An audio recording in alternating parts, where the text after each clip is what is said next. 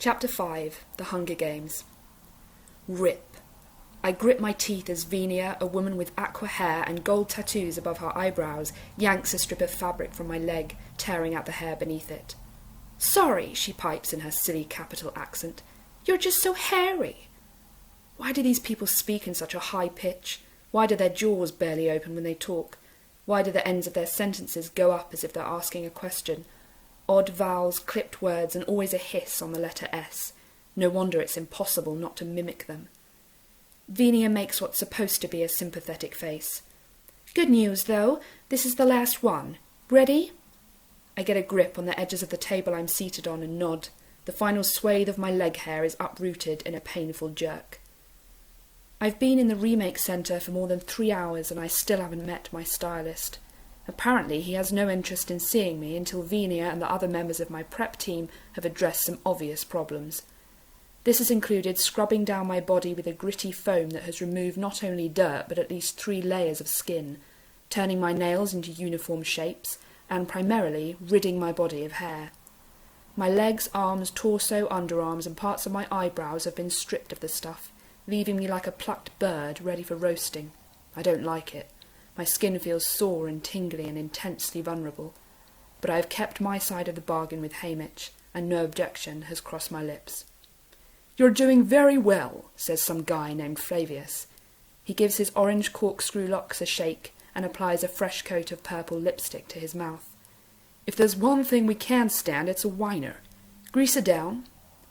Venia and Octavia, a plump woman whose entire body has been dyed a pale shade of pea green, rub me down with a lotion that first stings but then soothes my raw skin. Then they pull me from the table, removing the thin robe I've been allowed to wear off and on. I stand there completely naked as the 3 circle me, wielding tweezers to remove any last bits of hair. I know I should be embarrassed, but they're so unlike people that I'm no more self-conscious than if a trio of oddly coloured birds were pecking around my feet. The 3 step back and admire their work. "Excellent! You almost look like a human being now," says Flavius, and they all laugh. I force my lips up into a smile to show how grateful I am. "Thank you," I say sweetly. We don't have much cause to look nice in District 12. This wins them over completely. "Of course you don't, you poor darling," says Octavia, clasping her hands together in distress for me. "But don't worry," says Venia. "By the time Cinna is through with you, you're going to be absolutely gorgeous." "We promise. You know, now that we've got rid of all the hair and filth, you're not horrible at all," says Flavius encouragingly. "Let's call Cinna." They dart out of the room. It's hard to hate my prep team. They're such total idiots, and yet, in an odd way, I know they're sincerely trying to help me. I look at the cold white walls and floor and resist the impulse to retrieve my robe, but this Cinna, my stylist, will surely make me remove it at once. Instead, my hands go to my hairdo, the one area of my body my prep team had been told to leave alone. My fingers stroke the silky braids my mother so carefully arranged. My mother. I left her blue dress and shoes on the floor of my train car, never thinking about retrieving them, of trying to hold on to a piece of her, of home. Now I wish I had. The door opens and a young man who must be Cinna enters. I'm taken aback by how normal he looks. Most of the stylists they interview on television are so dyed, stenciled and surgically altered they're grotesque. But Cinna's close-cropped hair appears to be its natural shade of brown. He's in a simple black shirt and trousers. The only concession to self-alteration seems to be metallic gold eyeliner that has been applied with a light hand. It brings out the flecks of gold in his green eyes. And despite my disgust with the capital and their hideous fashions, I can't help thinking how attractive it looks. "Hello, Katniss, I'm Cinna, your stylist," he says in a quiet voice somewhat lacking in the capital's affectations. "Hello," I venture cautiously. "Just give me a moment, all right?" he asks. He walks around my naked body, not touching me but taking in every centimetre of it with his eyes. I resist the impulse to cross my arms over my chest. "Who did your hair?" "My mother," I say. "It's beautiful, classic really, and an almost perfect balance with your profile. She has very clever fingers," he says. I had expected someone flamboyant, someone older trying desperately to look young, someone who viewed me as a piece of meat to be prepared for a platter. Cinna has met none of these expectations. "You're new, aren't you? I don't think I've seen you before," I say. Most of the stylists are familiar, constants in the ever-changing pool of tributes. Some have been around my whole life. "Yes, this is the first year in the games," says Cinna. "So they gave you District 12? I say. Newcomers generally end up with us, the least desirable district. "I asked for District 12, he says, without further explanation. "Why don't you put on your robe and we'll have a chat?" Pulling on my robe, I follow him through a door into a sitting room. 2 red couches face each other over a low table. 3 walls are blank, the 4th is entirely glass, providing a window to the city. I can see by the light that it must be around noon, although the sunny sky has turned overcast. Cinna invites me to sit on one of the couches and takes his place across from me. He presses a button on the side of the table. The top splits, and from below rises a second tabletop that holds our lunch.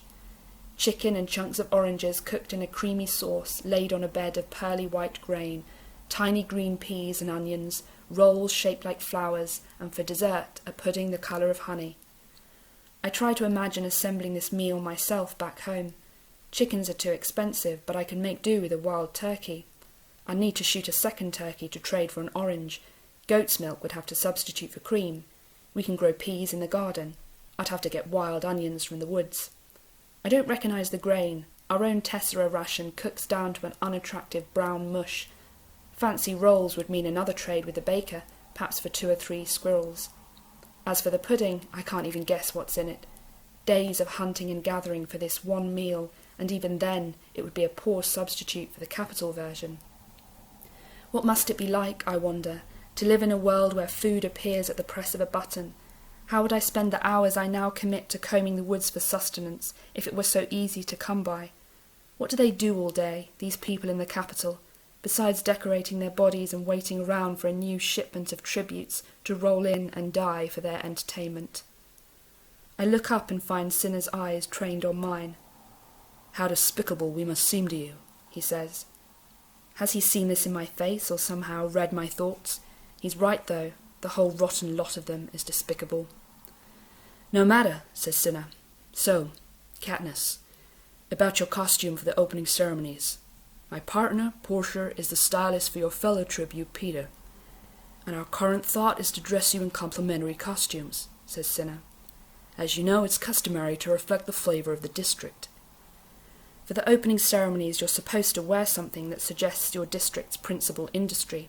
District 11, agriculture. District 4, fishing. District 3, factories. This means that coming from District 12, Peter and I will be in some kind of coal miner's get-up.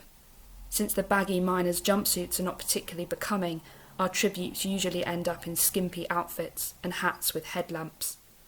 One year, our tributes were stark naked and covered in black powder to represent coal dust.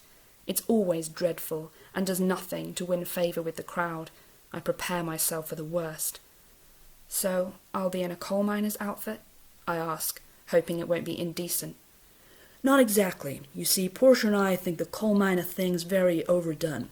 No one will remember you in that, and we both see it as our job to make the District 12 tributes unforgettable," says Cinna. "I'll be naked for sure, I think." "So rather than focus on the coal mining itself, we're going to focus on the coal," says Cinna. "Naked and covered in black dust, I think." "And what do we do with coal? We burn it," says Cinna.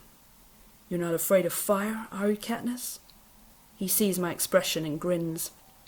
A few hours later, I am dressed in what will either be the most sensational or the deadliest costume in the opening ceremonies. I'm in a simple black unitard that covers me from ankle to neck. Shiny leather boots lace up to my knees, but it's the fluttering cape, made of streams of orange, yellow and red, and the matching headpiece that define this costume. Cinna plans to set them on fire just before our chariot rolls into the streets. "It's not real flame, of course, just a little synthetic fire Portia and I came up with. You'll be perfectly safe," he says. But I'm not convinced I won't be perfectly barbecued by the time we reach the city's centre. My face is relatively clear of makeup, just a bit of highlighting here and there. My hair has been brushed out and then braided down my back in my usual style. "I want the audience to recognize you when you're in the arena," says Cinna dreamily. "Katniss, The girl who was on fire. It crosses my mind that Cinna's calm and normal demeanour masks a complete madman.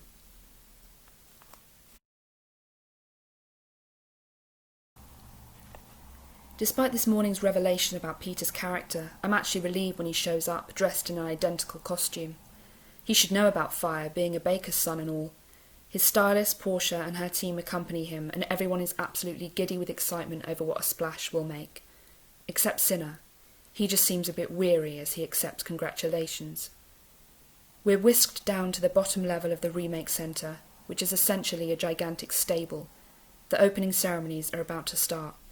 Pairs of tributes are being loaded into chariots pulled by teams of 4 horses.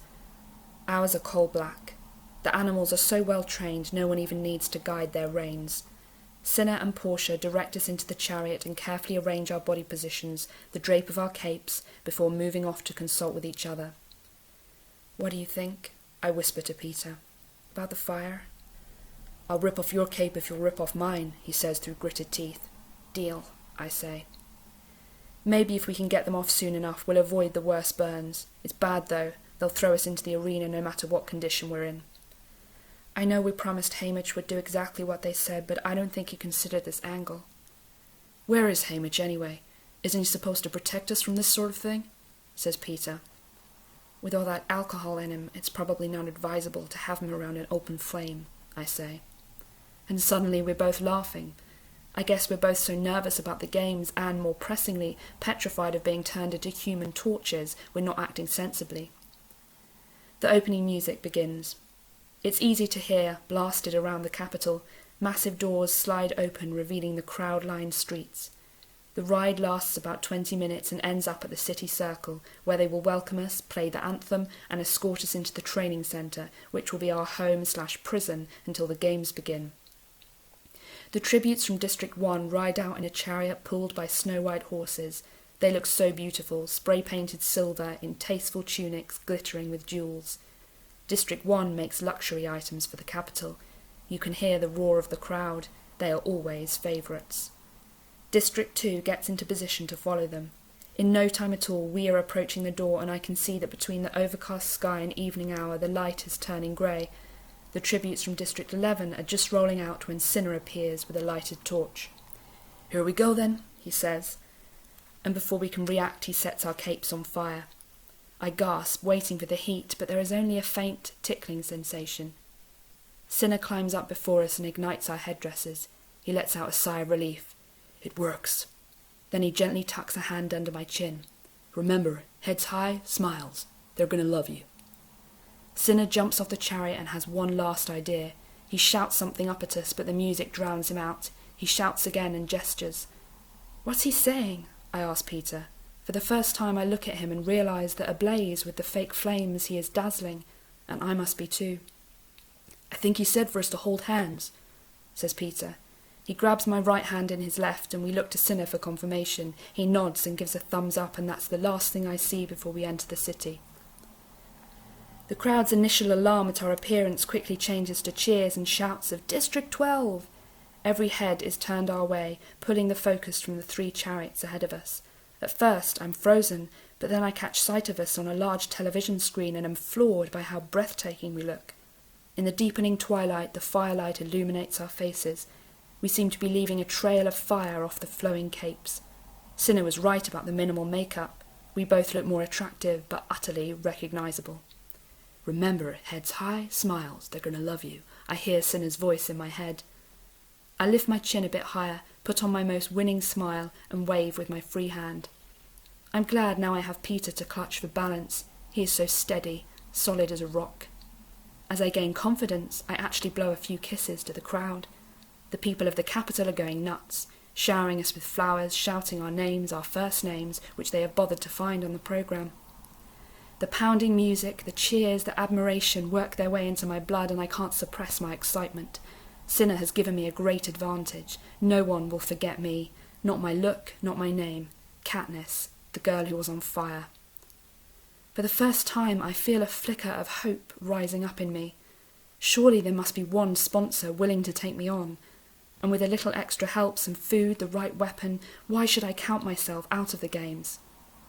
Someone throws me a red rose. I catch it, give it a delicate sniff, and blow a kiss back in the general direction of the giver. 100 hands reach up to catch my kiss as if it were a real and tangible thing. Katniss! Katniss! I can hear my name being called from all sides. Everyone wants my kisses. It's not until we enter the city circle that I realise I must have completely stopped the circulation in Peter's hand. That's how tightly I've been holding it. I look down at our linked fingers as I loosen my grasp, but he regains his grip on me. "No, don't let go of me," he says. The firelight flickers off his blue eyes. "Please, I might fall out of this thing." "Okay," I say. So I keep holding on, but I can't help feeling strange about the way Cinna has linked us together. It's not really fair to present us as a team and then lock us into the arena to kill each other. The 12 chariots fill the loop of the city circle.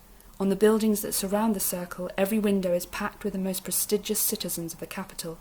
Our horses pull our chariot right up to President Snow's mansion, and we come to a halt. The music ends with a flourish. The president, a small, thin man with paper-white hair, gives the official welcome from a balcony above us. It is traditional to cut away to the faces of the tributes during the speech, but I can see on the screen that we are getting way more than our share of airtime. The darker it becomes, the more difficult it is to take your eyes off our flickering. When the national anthem plays, they do make an effort to do a quick cut around to each pair of tributes, but the camera holds on the District 12 chariot as it parades around the circle one final time and disappears into the training centre. The doors have only just shut behind us when we're engulfed by the prep teams, who are nearly unintelligible as they babble out praise.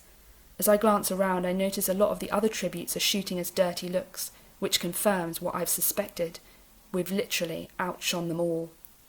Then Cinna and Portia are there, helping us down from the chariot, carefully removing our flaming capes and headdresses. Portia extinguishes them with some kind of spray from a canister. I realise I'm still glued to Peter and force my stiff fingers to open. We both massage our hands. "Thanks for keeping hold of me. I was getting a little shaky there," says Peter. "It didn't show," I tell him. "I'm sure no one noticed." "I'm sure they didn't notice anyone but you. You should wear flames more often," he says. "They suit you."